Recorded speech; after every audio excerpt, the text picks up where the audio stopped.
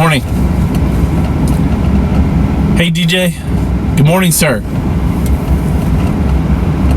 Kind of give a little bit of a chance for some people to surf on in here. Hope you're doing well this morning. I'm sitting here about ready to start my day. You can kind of see my warehouse back here in the back.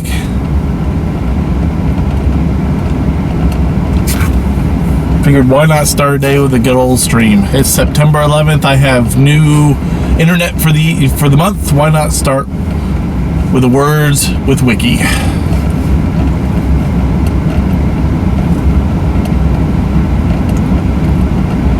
Sorry for the moment of silence here. Just kind of waiting for some people to surf in if they choose.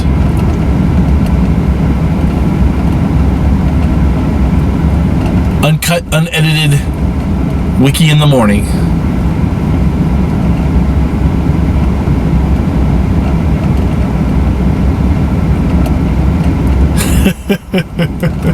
Well, sorry about that, DJ.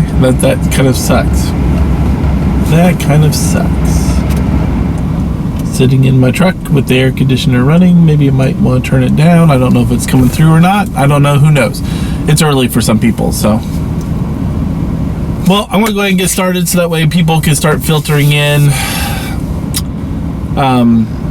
Good morning. 18 years ago today.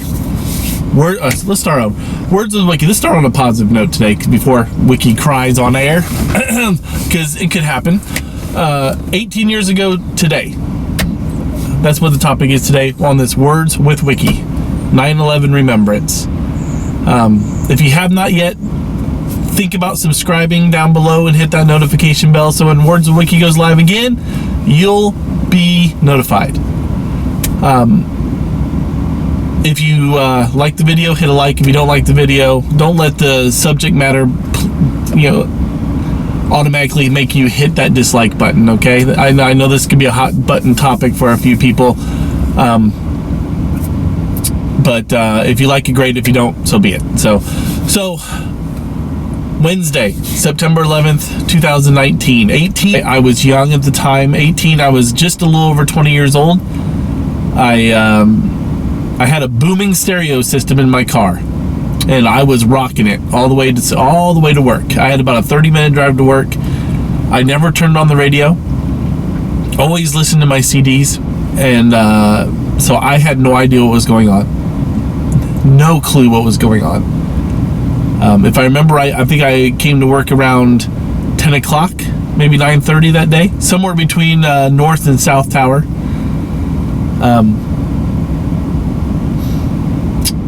Sorry guys. I got to work. I worked at a cell phone store at the time, selling cell phones for the manager, who was my sister. And I got there, walked in, all happy-go-lucky. If you know Wicky, I tend to try to be happy-go-lucky most of the time.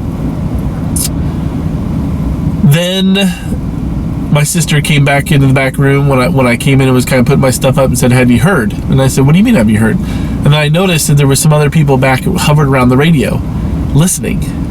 And I said, "No, I have no idea what you're talking about." And they said, "An airplane hit the Twin Towers in New York."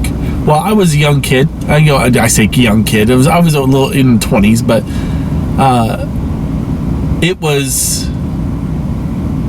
kind of up here for me, Twin Towers wise and whatnot. I was like, oh, the Twin Towers, New York City. Oh, that's, okay. A commuter, little Cessna or something hit the towers. That's horrible. It sucks. So be it. Then it came across the radio from a local affiliate where I lived that it was a big plane, and they had it on. They had it on the news, and I was, I don't know, again, this shows you my age, but our cell phone store was right next to Mr. Steve's Rent to Own, and we knew them really well, so I went around into their showroom. Every single TV, multiple different channels on every news outlet across the country focusing on this event. I had never, ever seen anything like this in my lifetime. You flip stations one right after the other. It doesn't matter if it was NBC, ABC, CBS, Fox News, CNN. It doesn't matter what side of the aisle you sat on. You were covering this event. Accident. Then I can't remember what station I was watching, but I just happened to turn to one of the TVs when I watched the second plane live on TV hit the tower, the South Tower. And I remember feeling what was going on. I remember feeling, I don't know, just stupid ignorance. I didn't know what was going on. All of a sudden, everybody flooded the TV that I was sitting around. And you heard those eerie words of the second tower got hit. And all of a sudden, everybody in America, I'm generalizing here, but everybody in America knew at some point in their body, knew this was not an accident anymore. Then you started hearing you started hearing the Pentagon coming through and other planes, and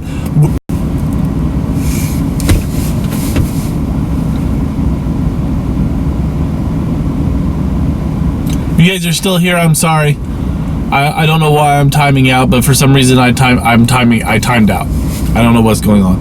Maybe I need to touch the screen every so often. I don't have any idea. But I'm gonna finish this, even if it means people will only see this on playback. So be it. So all these news reports started flooding in. I'm glued to the TV. The world changed. I saw somebody on Facebook this morning mention that this was the last time that they remember. Now they're young, but the last time they remember that the United States was a knit family was when this was going down. I remember driving through town and seeing "We're praying for you, New York," "We're united, America," "Together we stand," all this over and over and over again. You saw it all over the place. America was a family. How awkward and how weird, and how 18 years later we're seeing nothing but United States is divided. We can't stand together on anything. That's a side note, but it's funny how they say that that was the last time that we were a family together. Touching the screen, making sure we don't die. Oh, and I switched this around. Go figure. 58,000 people were reported working in the Twin Towers. I don't know if that figure includes the small tower behind it. I don't know, what that includes, but 58,000 potential lives lost. How do we teach our children about what happened this day? I've got two small kids, little Wicky, baby Wicky. We're talking 9 years old and 5.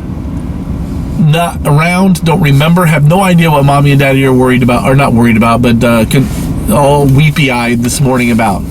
I did not have family in New York, not close enough that I remember. I did not have friends in New York, not close enough I remember.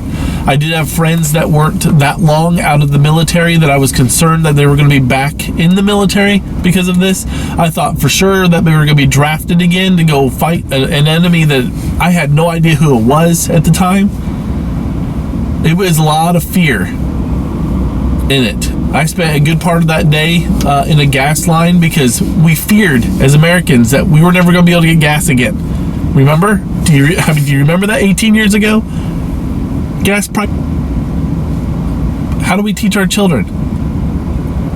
Do we cry in front of them? Let them know what we felt? I think we should. Men watching this, if you're old enough to remember how you felt that day, it's not a problem to cry in front of your kids. My wife, Mrs. Wicky, had family in New York that day. Luckily, nowhere not there, but in New York.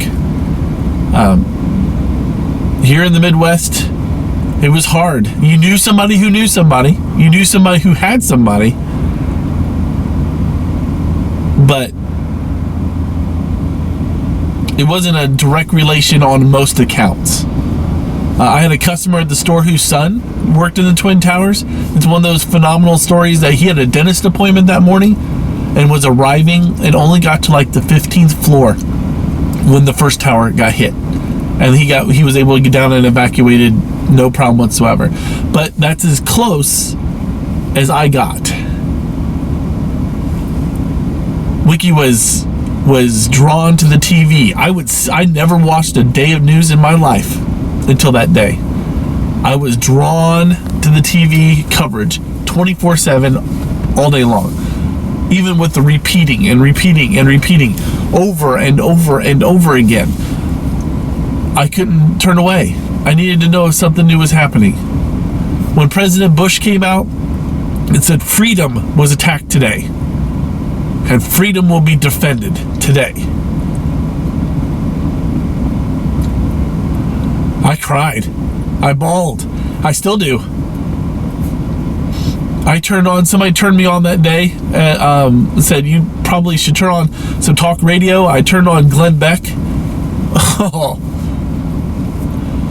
to hear the words, to hear the broadcasts of fear and unknowing and just utter evil and sadness.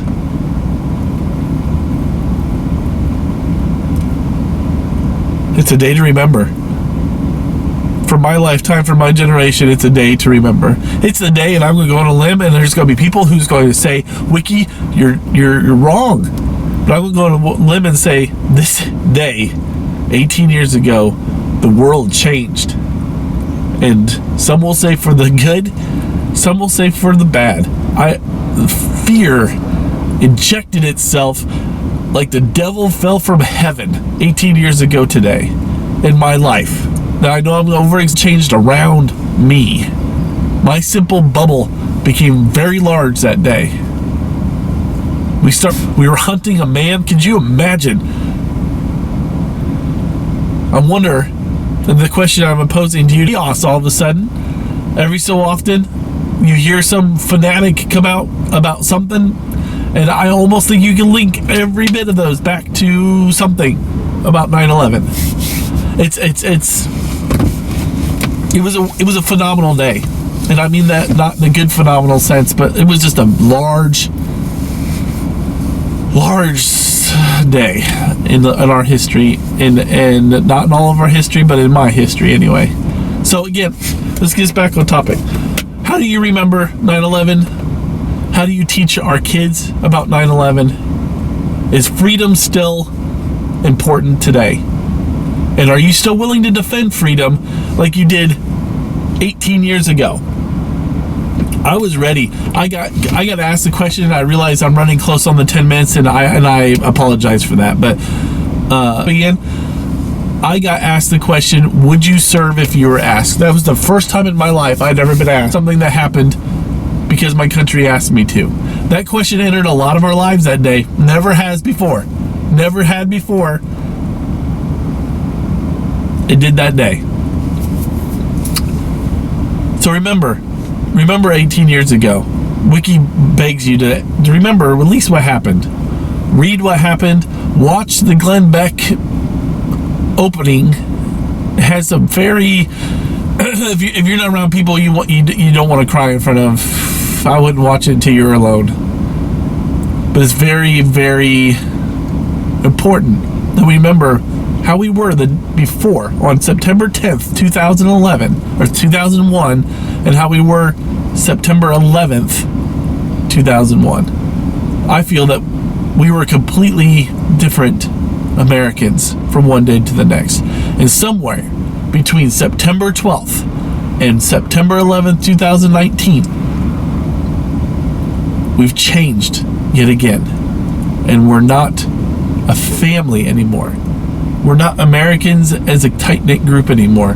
We are left and right. We are up and down. We are this war, that war. I was for the war before I was against the war. I was taxation without representation. I was open carry in Walmart. I'm standing for everything possible that I can stand for until somebody throws the book at me Americans. Instead of a let's come together Americans. A let's figure out what's going on in this world American. We are a up in arms American about every little thing. Is it better? Are you better today than you were then? I leave you with that. Thanks for stopping in, DJ, Granny, anybody who's watching this on playback. Thanks for stopping in and taking a look and seeing. Leave your comments below. I want to know your story. I'll read every comment. I promise you, either this one or the stupid timed out video that happened before this. I will read every comment. I will respond if it's a comment that needs responded to. If you need anything from me, if you need prayer, leave it in the comment below. If you just need to chat or talk, we'll take care of it. We'll figure out some way of getting in contact, and we will talk. I love you, Americans. I love you, Wicky family. I love you. I love this country. Remember today. Subscribe below if you haven't subscribed. Hit that notification bell. Hit a like if you liked it. Hit a dislike if you didn't like it. Doesn't matter to me. September 11th will be ingrained in most of our brains from this point forward. Let's never forget. Always remember. Good day, farmers.